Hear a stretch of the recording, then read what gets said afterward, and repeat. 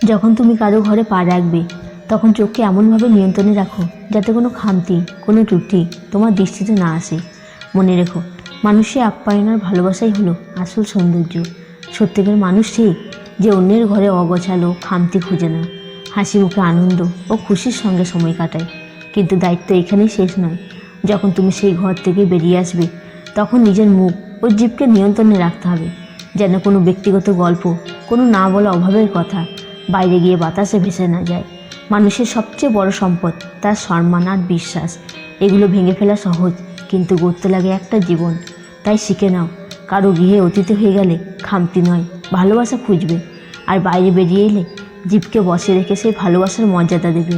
মানুষের আসল সৌন্দর্য তার ঘরের চেহারায় নয়, তার আত্মার বিশুদ্ধতায়। সেই আত্মাকে সুরক্ষিত রাখার দায়িত্বই সত্যিকারের বড় মানুষের পরিচয়।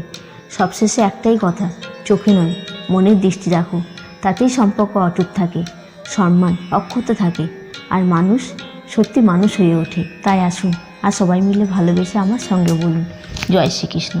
ভালো লাগলে একটা কমেন্ট করে জানাবেন। আপনার প্রতিক্রিয়া আমাদের অনুপ্রেরণা দেয়। আর এমন হৃদয় ছুঁয়ে যাওয়া কন্টেন্ট পেতে ফেসবুক থেকে দেখলে শেয়ার ও ফলো করে পাশে থাকবেন, আর ইউটিউব থেকে দেখলে সাবস্ক্রাইব করতে ভুলবেন না।